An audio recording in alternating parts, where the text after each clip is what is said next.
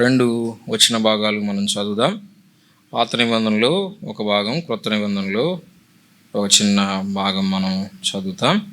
నిర్గమకాండం 25వ అధ్యాయం.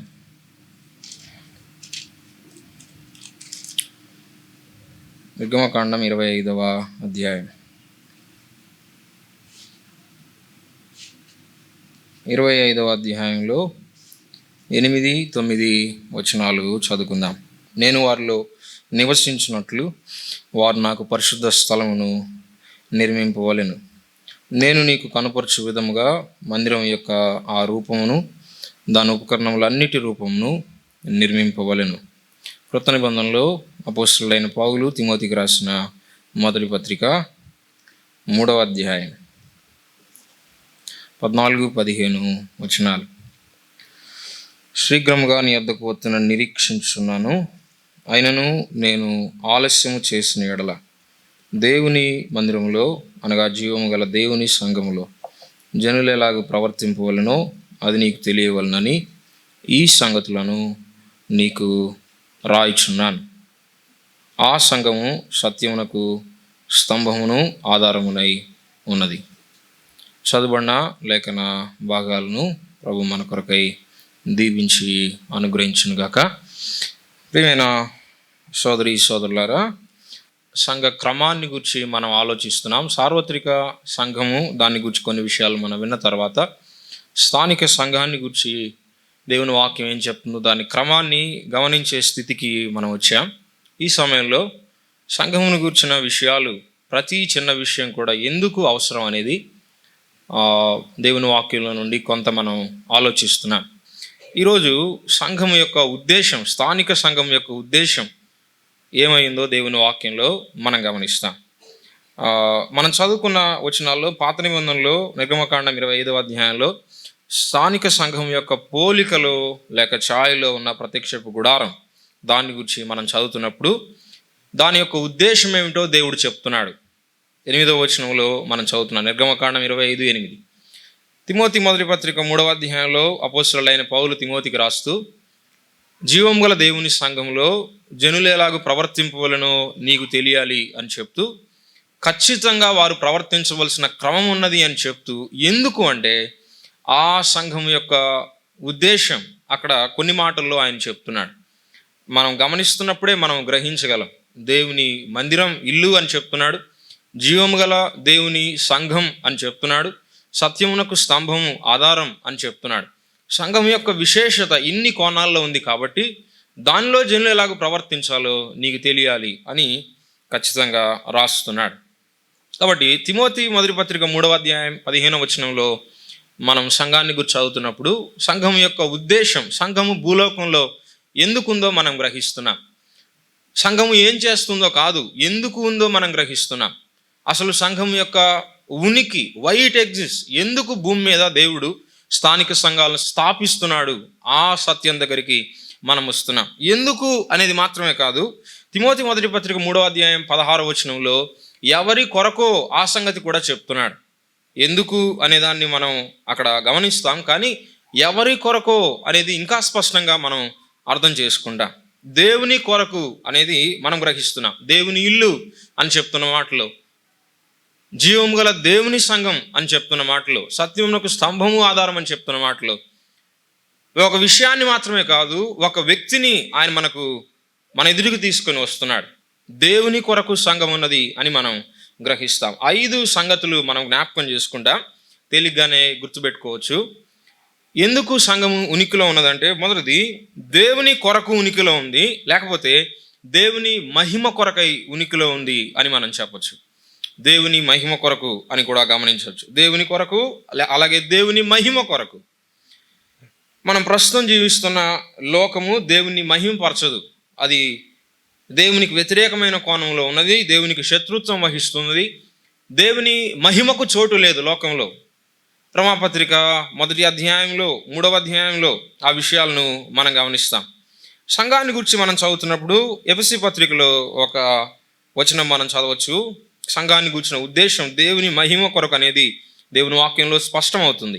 ఎఫెసీ పత్రిక 3వ అధ్యాయం 15వ వచనం నుంచి ఒక భాగం ఉంది.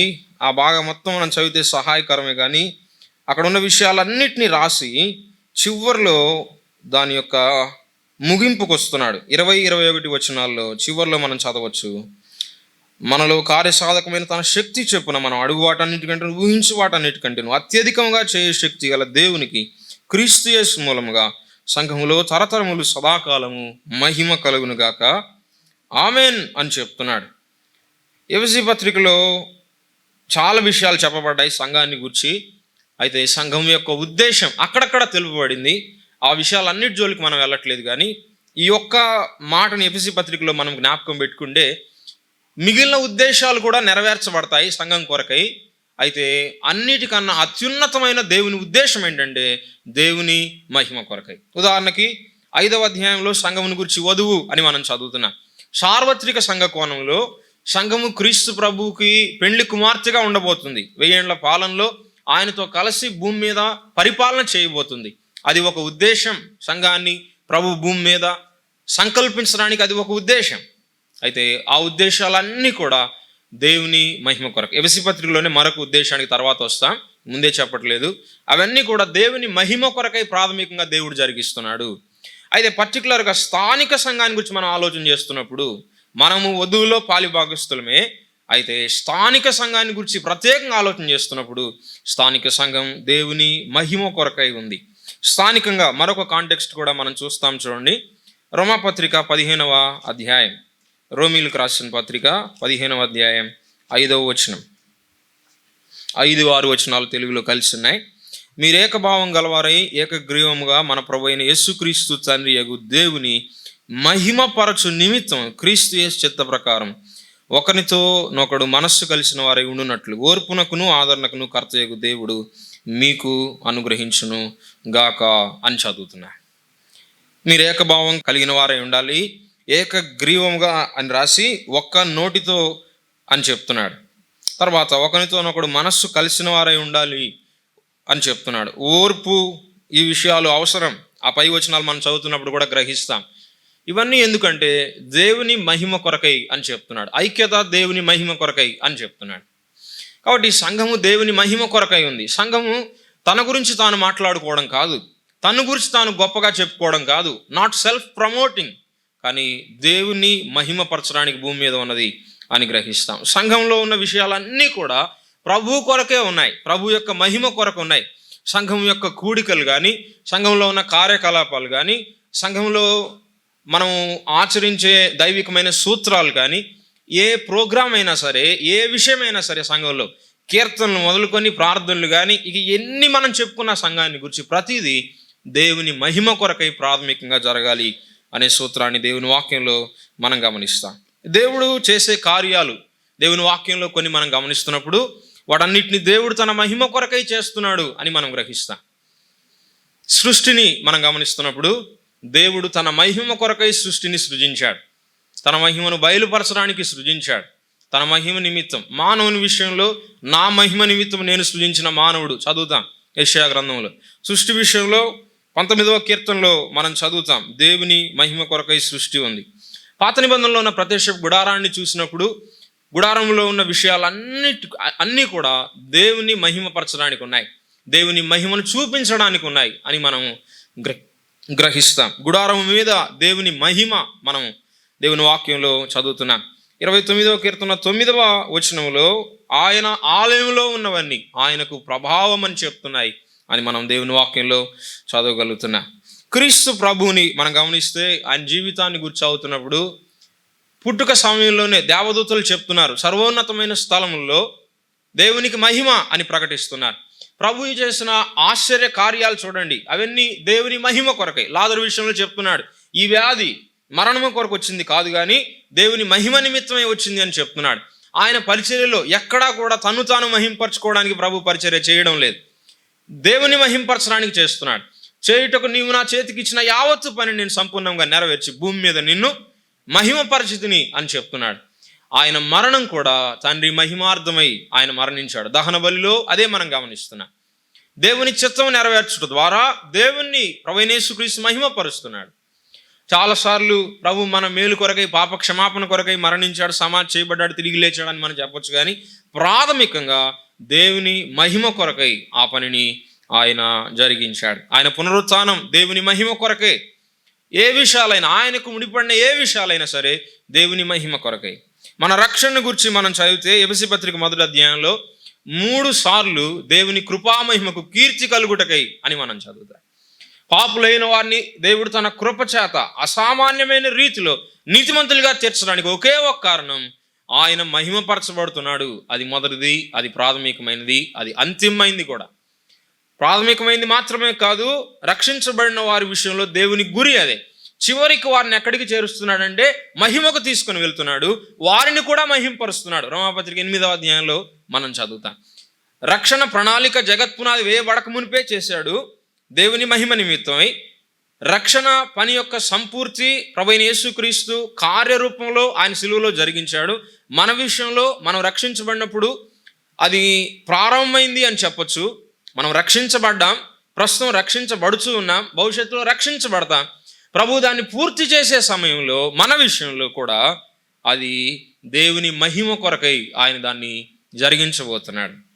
నేను గతంలో స్థానిక సంఘంలో రక్షించబడిన విశ్వాసి దేవుని మహిమ కొరకై జీవించాలని చెప్పి కొన్నిసార్లు మాట్లాడినప్పుడు దాదాపు 10 కారణాలు లేక 10 రకాలుగా దేవుని విశ్వాసి ఎలాగ మహింపరచగలడో జ్ఞాపకం చేసుకున్నాం. సంఘాన్ని గురించి మనం చదువుతున్నప్పుడు కూడా దేవుని వాక్యంలో దేవుని మహిమ అనేది ప్రాథమికమైన సూత్రంగా మనం చూస్తాం. కొరింథీ మొదటి పత్రికలో చాలా విషయాలు సంఘాన్ని గురించి చెప్పబడ్డాయి, మనకు తెలుసు. కొన్ని విషయాలు సరిచేస్తూ రాసిన విషయాలు ఉన్నాయి. 10వ అధ్యాయం 31వ వచనంలో చాలా విషయాలు చెప్పిన తర్వాత ఒక కంక్లూజన్ని మనం చదువుతున్నాం. కాబట్టి మీరు భోజనము చేసినను, పానము చేసినను, మీరేమి చేసినను సమస్తమును దేవుని మహిమ కొరకు చేయుడి అని మనం చదువుతాం. దేవుని మహిమ కొరకు చేయండి. కొన్నిసార్లు ఈ పదం సరిగా అర్థం కాకపోవచ్చు కూడా. మహిమ అనే పదం దేవుని వాక్యంలో వేరు కోణాల్లో ఉపయోగించబడినప్పటికీ స్పష్టంగా చెప్పాలంటే 2 రకాలుగా ఈ పదం ఉపయోగించబడింది. ఒకటి, దేవుడు తానే తన స్వభావాన్ని ఆయన మనకు బయలుపరచడం, లేక తన స్వభావాన్ని తాను ప్రకాశింపజేయడం. God showing his intrinsic beauty, ఆయనలో ఉన్న అత్యున్నతమైన సౌందర్యాన్ని, ఆయన స్వభావ స్వారూప్యాన్ని ఆయన ప్రకటించుకోవడం, దాన్ని దేవుని మహిమ అని మనం చదువుతాం. ఆకాశములు దేవుని మహిమను ప్రచురపరుస్తున్నాయి అంటే అర్థం అదే. రెండవది, మనము ఆయన్ను మహింపరచడం అనే ఆలోచన వాక్యంలో మనం చదువుతాం. ఇప్పుడు మనం చదివిన వచనం అంటే ఆయనను గొప్ప చేసే విధంగా, ఆయనను ఘనపరచుట, ఆయన్ను పైకెత్తుట, మనము ఆయన నామాన్ని ప్రకటించుట, ఆయన నామాన్ని ఎత్తి చూపించడం, ఇది మనము దేవుణ్ణి మహిమపరచడం. ఈ విషయాలు మనం జ్ఞాపకం చేసుకుంటున్నప్పుడు మధ్యలో నేను అప్పుడప్పుడు సంఘానికి ఉపయోగించబడిన పోలికలు కూడా కొన్ని జ్ఞాపకం చేస్తాను. అంటే ఊరకట్లా మెన్షన్ చేస్తాను. సంఘము దేవుని మహిమ కొరకు అని చెప్తున్నప్పుడు దేవుని కొరకై ప్రత్యేకించబడింది సంఘం. ఎక్లీజియా అనే దాంట్లో ప్రత్యేకించబడింది దేవుని కొరకు అని మనం చెప్పవచ్చు.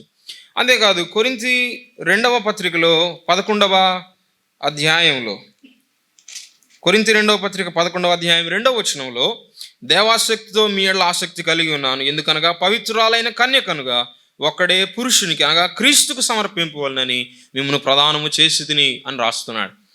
స్థానిక సంఘాన్ని గూర్చి క్రీస్తు యొక్క కన్యక అని చెప్పబడింది వాక్యంలో. ఈమె దేవుని కొరకై ప్రత్యేకించబడింది, క్రీస్తుకు ప్రదానం చేయబడింది అని మనం చదువుతున్నాం. దేవుని కొరకు ఉన్నది అని మనం ఖచ్చితంగా గ్రహిస్తున్నాం. ఒక స్త్రీ, ఒక కన్యక ఒక వ్యక్తికి ప్రదానం చేయబడిందంటే ఇక అతని కొరకే.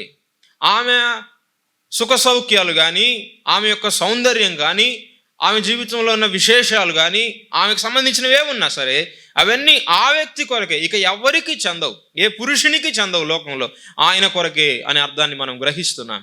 అలాగే సంఘము క్రీస్తు యొక్క కన్యక అని చెప్తున్నప్పుడు దేవుని కొరకు అని మనం స్పష్టంగా గ్రహిస్తాం. దేవుని మహిమ కొరకు అనేది మనం దేవుని వాక్యం ద్వారా గ్రహించగలుగుతున్నాం.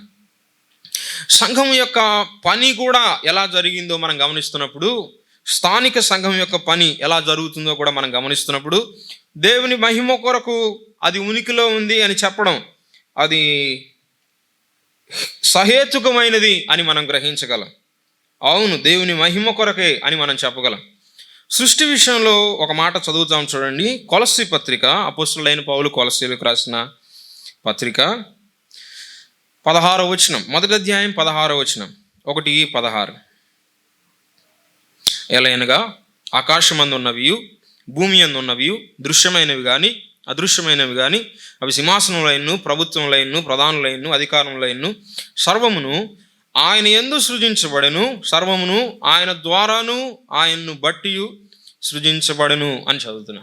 సృష్టి విషయంలో సృష్టి ఆయన యందు, ఇన్ హిమ్, ఆయన ద్వారా, త్రూ హిమ్, ఆయనను బట్టి లేకపోతే ఆయన కొరకు అని మనం చదువుతున్నాం. దాని యొక్క మూలము ఆయనే, డిజైనర్ ఆయనే, దాన్ని ఉనికిలోనికి తెచ్చినవాడు ఆయనే అని మనం చదువుతున్నాం. కొలస్సీ పత్రికలో మనం ఉన్నాం కదా, పక్కనే తెస్సలోనికైయులకు పౌలు రాసిన మొదటి పత్రిక, మొదటి అధ్యాయం 1వ వచనం, ఇంతకుముందు కూడా చదువుకున్నాం. 1:1.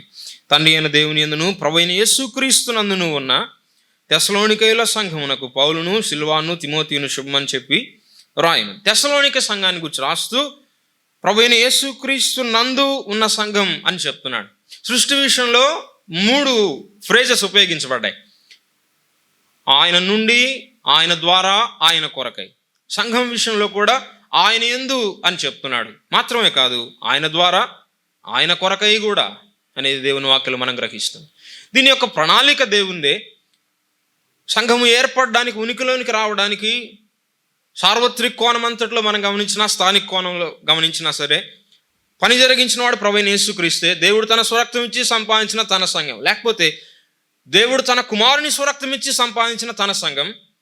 సంఘము స్థానికంగా ఉనికిలోనికి రావడానికి ఇప్పుడు దైవత్రిత్వంలో 3వ వ్యక్తి పనిచేస్తున్నాడు, పరిశుద్ధాత్ముడు.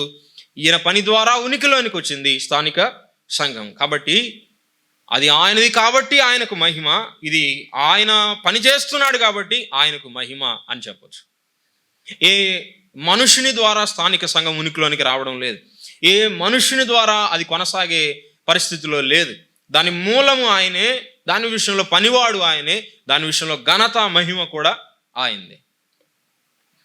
మన ఇంట్లో సామాన్యంగా, మన ఇంట్లో కానీ లేకపోతే ఆఫీసులో కానీ ఎక్కడైనా బాగా మనం కష్టపడతాం. ఇప్పుడు ఆ క్రెడిట్ ఎవరికి రావాలని మనం కోరుకుంటాం? మన పేరే వినబడాలి అనేది మన కోరిక సామాన్యంగా.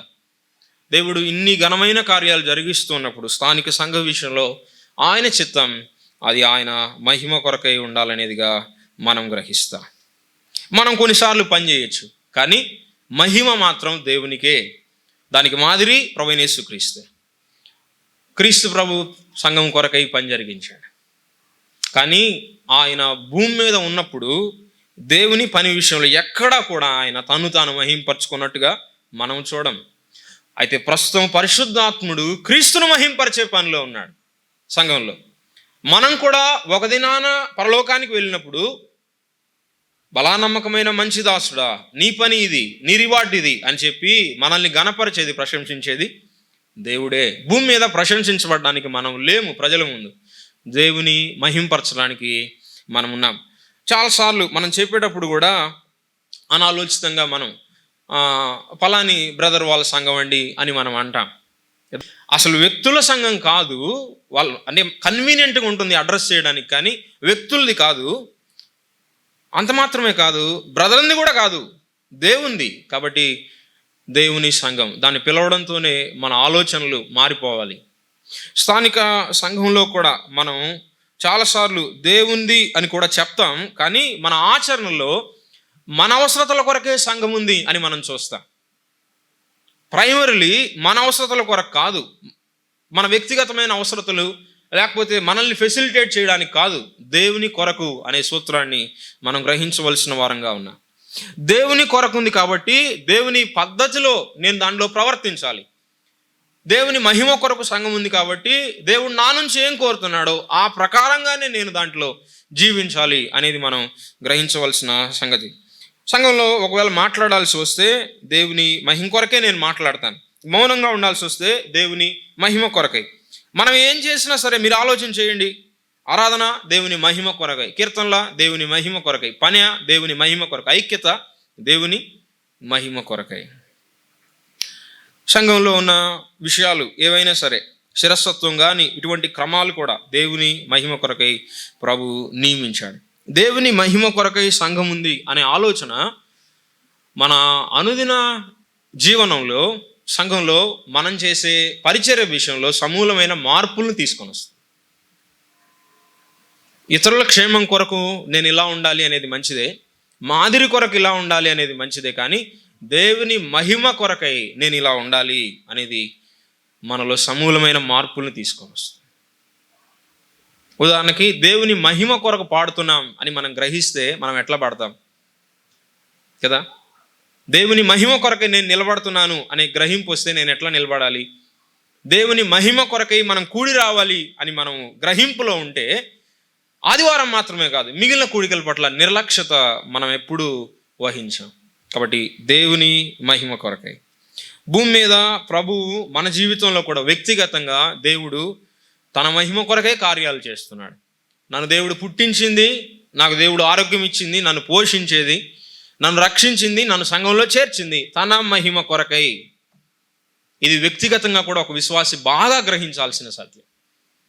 భూమి మీద అసలు దీనికన్నా గొప్ప అచీవ్మెంట్ ఏది లేదు విశ్వాసికి.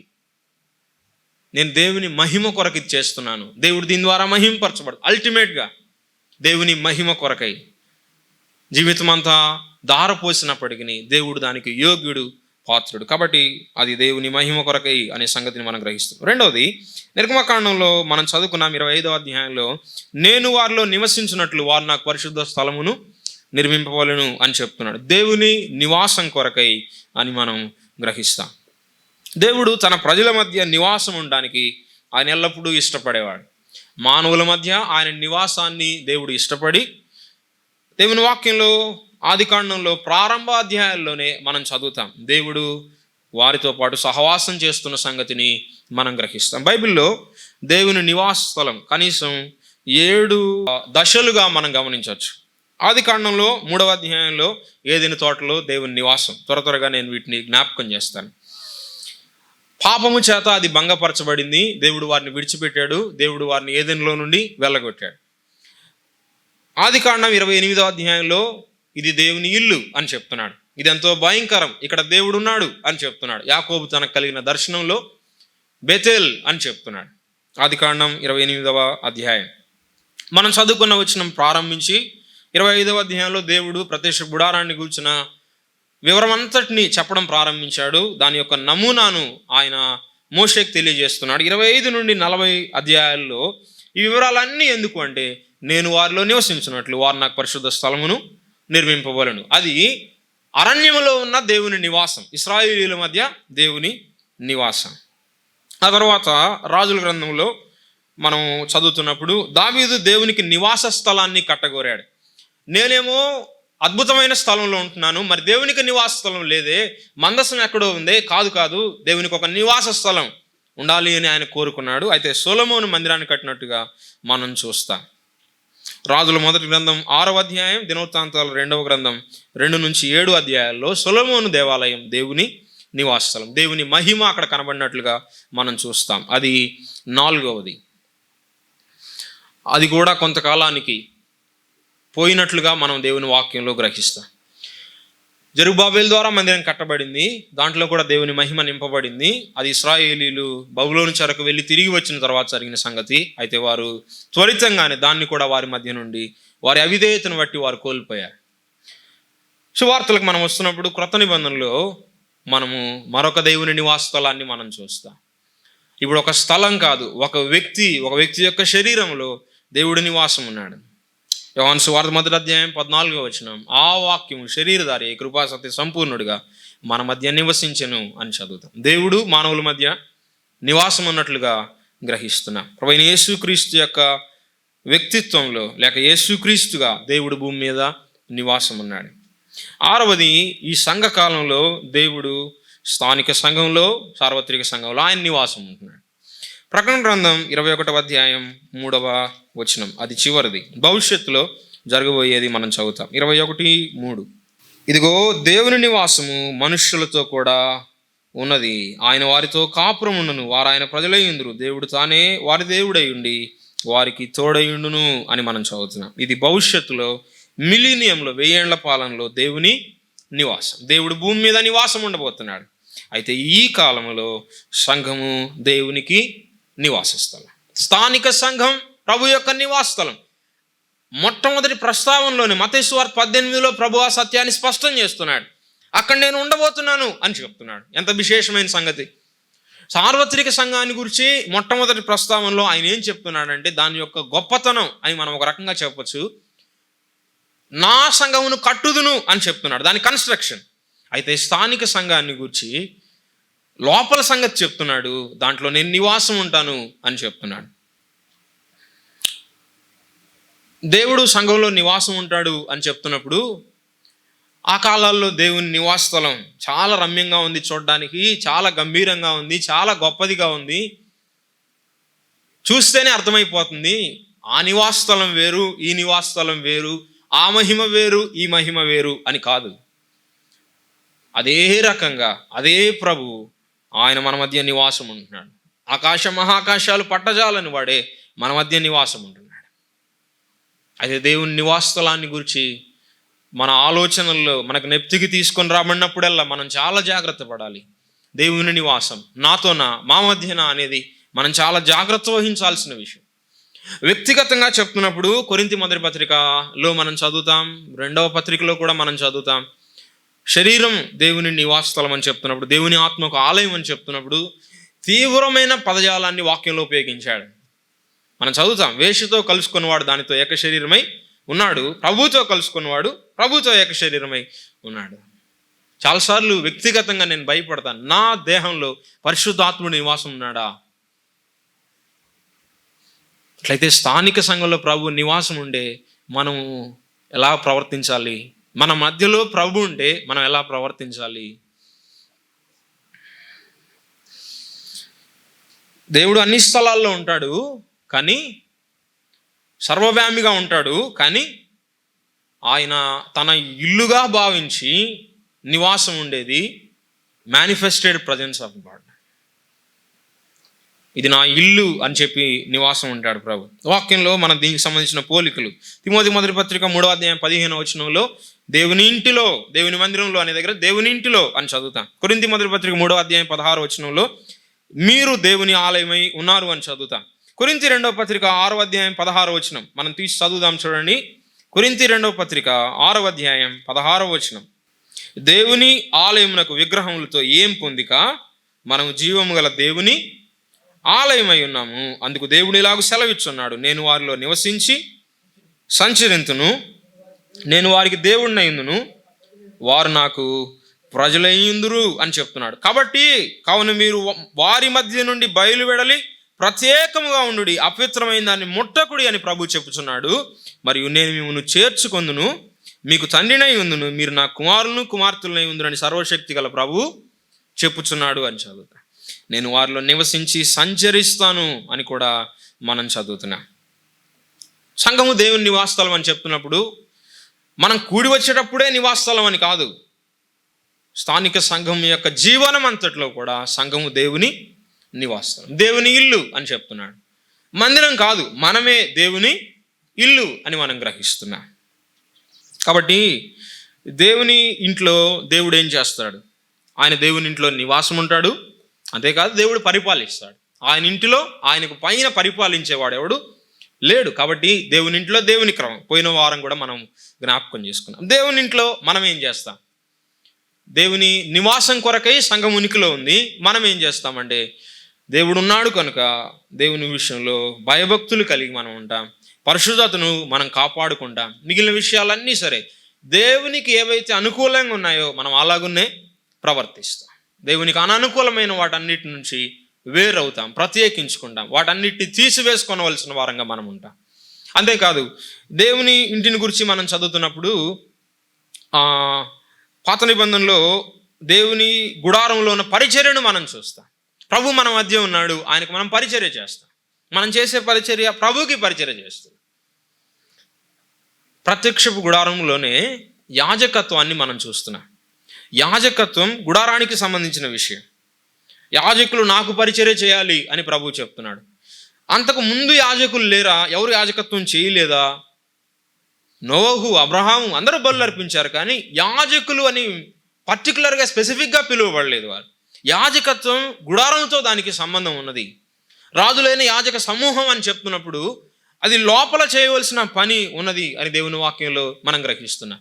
యాజకత్వం లోపల మనం జరిగిస్తాం, దేవుని నివాసంలో మనం జరిగిస్తాం. దీంట్లో దేవుని ఇల్లు, దేవుని ఆలయం, అంతేకాదు దేవుని కట్టడం అనేది కూడా మనం చెప్పుకోవచ్చు. దేవుని ఇల్లుగా ఉండాలంటే కట్టేవారు ఎంత జాగ్రత్తతో కట్టాలో కొరింథీ మొదటి పత్రిక 3వ అధ్యాయంలో ఆ సంగతిని మనం చదువుతున్నాం. ఆదివారం మనం వచ్చినప్పుడు దేవునికి మనం పరిచర్య చేస్తున్నాం, ఈ విషయాల్ని మనం గ్రహిస్తాం. దేవుని ఇల్లు కాబట్టి ఎట్లున్నా సరే ఆయన ఉంటాడులే అనేది కాదు. మనం కొన్నిసార్లు అద్దెల్లో ఉండాల్సి వచ్చినప్పుడు మనం అడ్జస్ట్ అవుతాం కొన్ని పరిస్థితులకి. ఎందుకు?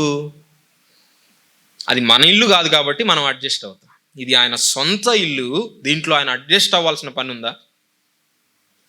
లేదు. ఆయన షరతులు, ఆయన కొలతలు, వాటిని బట్టి ఆయన నివసిస్తాడు అని మనం గ్రహిస్తాం. కట్టేవారి విషయంలో జాగ్రత్త పడాలి. ప్రభు నివాసానికి యోగ్యంగా మనం చేస్తున్నామా విషయాలు అనేది మనం గ్రహించవలసిన సంగతి. తిమోతి మొదటి పత్రిక 3వ అధ్యాయంలో మనం చదువుకున్నాం మరొకటి. తిమోతి మొదటి పత్రిక 3:15, ఆయనను నేను ఆలస్యం చేసిన దేవుని మందిరంలో అనగా జీవం గల దేవుని సంఘంలో జనులు ఎలాగ ప్రవర్తించవలను అది నీకు తెలియవలనని ఈ సంగతులు నీకు రాయిచున్నాను. ఆ సంఘము సత్యమునకు స్తంభమును ఆధారమునై ఉన్నది అని చదువుతున్నా. సంఘమును గురించి చెప్తూ ఆ సంఘము సత్యమునకు స్తంభము ఆధారం అని చెప్తున్నాను. సంఘము దేవుని సత్యం కొరకై ఉనికిలో ఉంది అని మనం చెప్పుకోవచ్చు. ఈ వచనాన్ని మనం చదువుతున్నప్పుడు సంఘము దేవుని వాక్యం మీద ఆధారపడి కట్టబడింది, దేవుని వాక్యం చేత సపోర్ట్ చేయబడింది అని మనం అనుకోవచ్చు. కానీ ఇక్కడున్న సంగతి అది కాదు. సంఘమే సత్యమునకు స్తంభము ఆధారం అని చెప్తున్నాడు. దీంట్లో వేరే అర్థం ఉన్నట్లుగా మనం గ్రహిస్తున్నాం.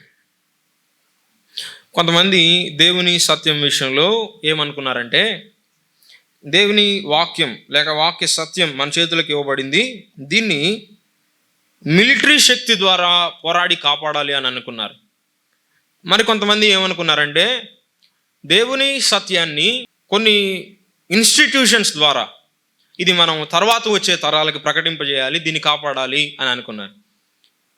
ఏదో ప్రోగ్రామింగ్ చేసి ఆర్గనైజ్ చేసి దేవుని సత్యాన్ని భూమి మీద ఉంచాలి, లేకపోతే ఇది మరుగున పడిపోతుంది అని అనుకున్నారు. ఉద్దేశం మంచిదే, కానీ దేవుడైతే తన సత్యాన్ని సంఘానికి దేవుడు అప్పగించాడు.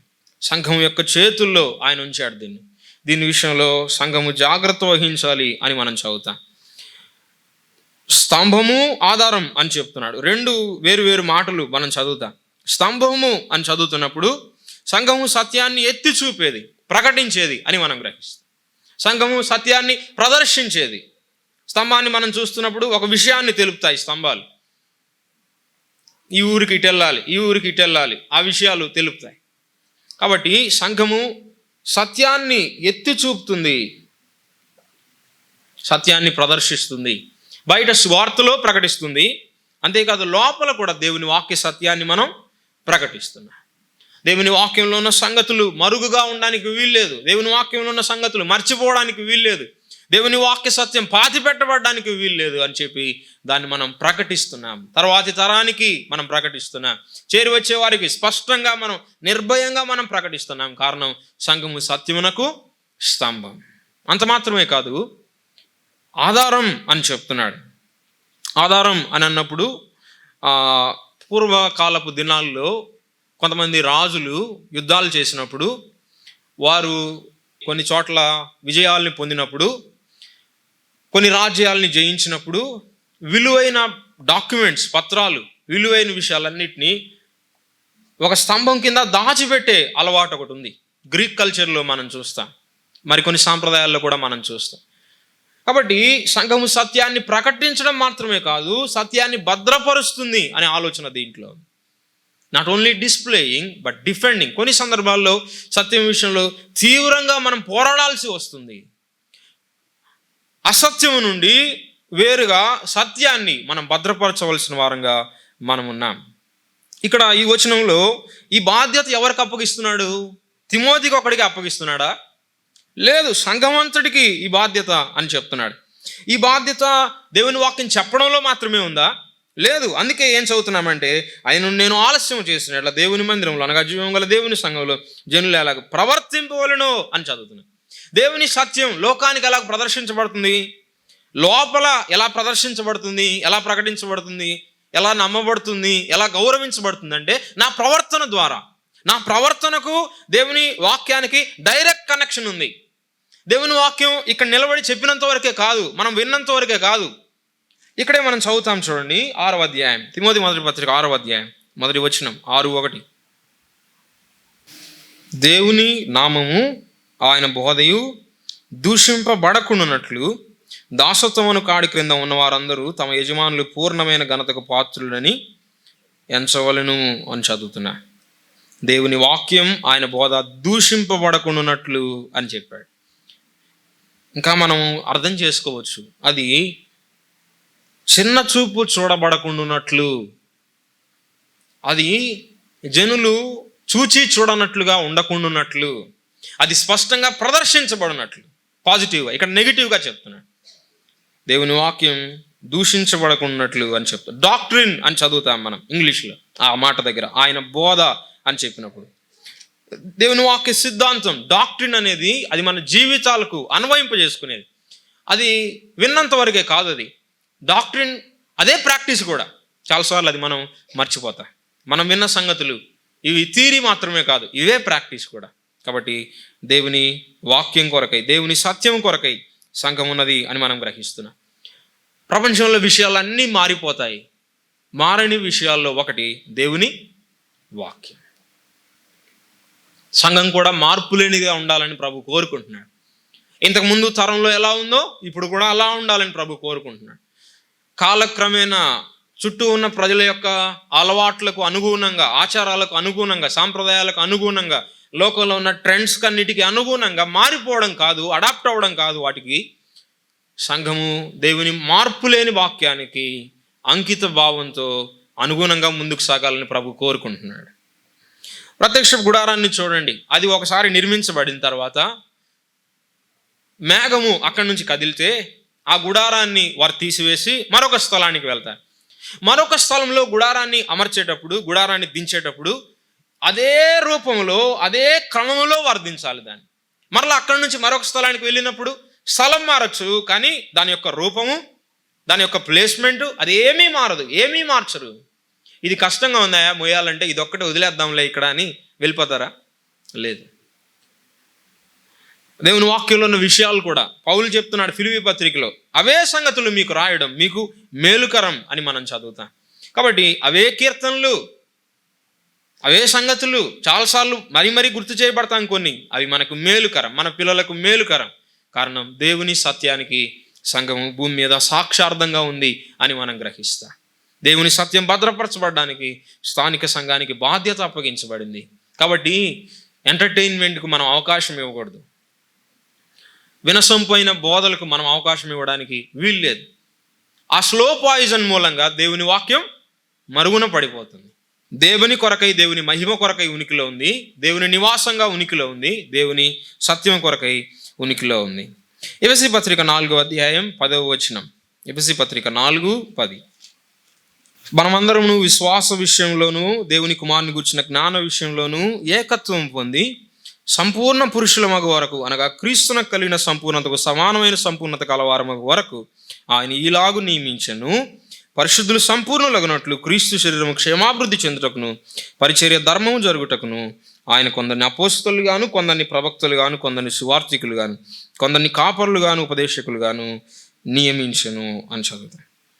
14, 15, 16 వచనాలు కూడా దీనికి సంబంధించిన వచనాలే మనం చదువుదాం. 16వ వచనం చదువుకుందాం. ఆయన శిరస్సు అయి ఉన్నాడు, ఆయన నుండి సర్వ శరీరం చక్కగా అమర్చబడి తనలోనున్న ప్రతి అవయవము తన పరిమాణం చొప్పున పనిచేయుచుండగా ప్రతి కీలు వలన కలిగిన బలము చేత అతుకబడి ప్రేమయందు తన క్షేమాభివృద్ధి కలుగునట్లు శరీరమునకు అభివృద్ధి కలుగజేసుకొంచున్నది అని చదువుతాం. సంఘాన్ని గూర్చి శరీరం అనే పోలికను వాక్యంలో మనం చదువుతున్నాం. శరీరంలో అనేక మంది అవయవాలుగా చేర్చబడ్డారు. ఈ శరీరానికి ఎదుగుదల అవసరం. ఈ శరీరానికి రకరకాలైన వనరులు అవసరం, ఏకత్వం అవసరం, ఈ శరీరానికి బలము అవసరం, ఈ శరీరానికి జ్ఞానము అవసరం, పోషణ అవసరం. ఈ విషయాలన్నిటిని ఇక్కడ మనం చదువుతున్నాం. దీని కొరకై దేవుడు ఏర్పాట్లు చేశాడు. స్థానిక సంఘ క్రమాన్ని గురించి మనం ఎందుకు దేవుని వాక్యంలో ఆలోచన చేస్తున్నామంటే, సంఘము ఎందుకు ఉన్నదంటే, ఎందుకు ఆ విషయాలు సరిగా జరగాలంటే దాని ద్వారా పరిశుద్ధులు క్షేమాభివృద్ధి పొందాలి. అది దేవుని చిత్తం.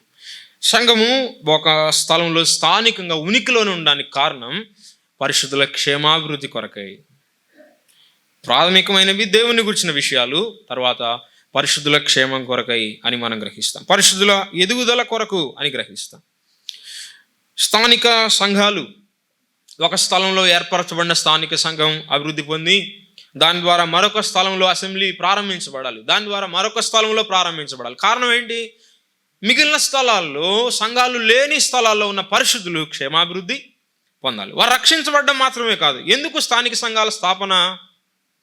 పరిశుద్ధులు క్షేమాభివృద్ధి పొందాలి, ప్రభువులో వారు ఎదగాలి, వారిలో ఎదుగుదల కనిపించాలి, క్రీస్తు స్వారూప్యమునకు వారు రావాలి అనే ఆ కొలతను వాక్యంలో మనం చూస్తున్నాం. అంతవరకు ఎదగాలంటే సంఘము లేకుంటే ఎదుగుదల అనేది అసాధ్యం. There is no other means.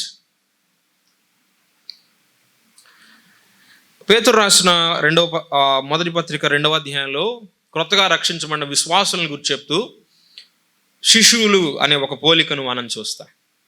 క్రొత్తగా రక్షించబడిన వారు శిశువులు. లోపల చేర్చబడిన తర్వాత ప్రభుని అంగీకరించి బాప్తిస్మం పొంది వారు సంఘంలో చేర్చబడిన తర్వాత వారి విషయంలో ప్రభు ఎదుగుదలను ఎక్స్పెక్ట్ చేస్తున్నారు. కాబట్టి వారిని సంఘంలో ఉంచాడు.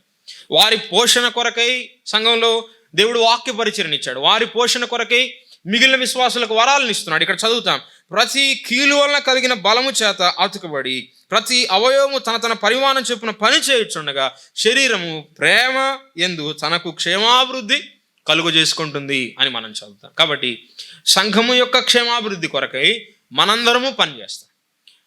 అందులో ఒక్కొక్క వ్యక్తి కొరకు కూడా మనం పనిచేస్తాం. ఇది సంఘం ఉనికిలో ఉండడానికి మరొక కారణంగా మనం గమనిస్తున్నాం. దీనికి శరీరము అనే పోలికను మనం గమనించవచ్చు వాక్యంలో.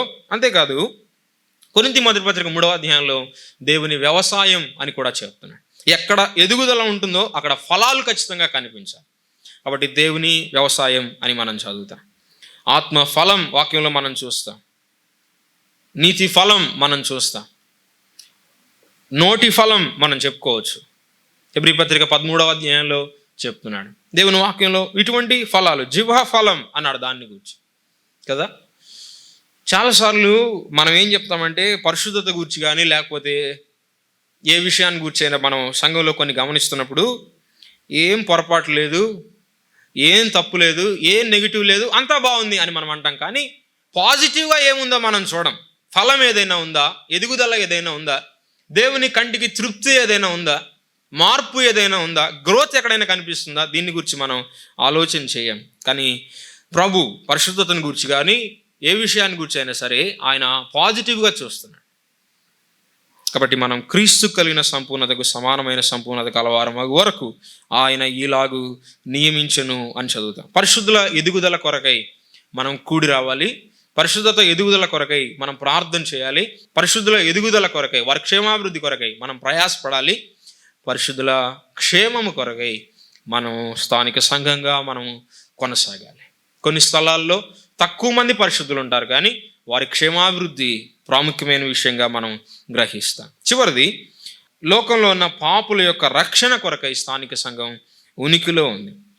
మార్కు సువార్త 16వ అధ్యాయంలో ప్రభు చెప్పిన గొప్ప ఆజ్ఞ, మీరు సర్వలోకమునకు వెళ్ళి సర్వ సృష్టికి సువార్తను ప్రకటించండి. దాన్ని నెరవేర్చడం కొరకై సంఘము ఉనికిలో ఉంది అని మనం గ్రహించవచ్చు. ఆ గొప్ప ఆజ్ఞకు విధేయత చూపిస్తుంది సంఘం. దేవుడు ప్రస్తుతం ఏ పనిలో ఉన్నాడు? అపోస్తల కార్యాల గ్రంథం 15వ అధ్యాయం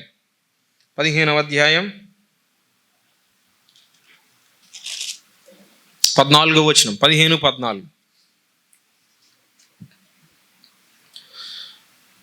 అన్యజనుల నుండి దేవుడు తన నామము కొరకు ఒక జనమును ఏర్పరచుకున్నట్టుకు వారిని ఎలాగ మొదట కటాక్షించెనో సిమియోను వివరించి ఉన్నాడు. అన్యజనులలో నుండి దేవుడు తన నామము కొరకు ఒక జనమును ఏర్పరచుకున్నట్టుకు అని చదువుతున్నా.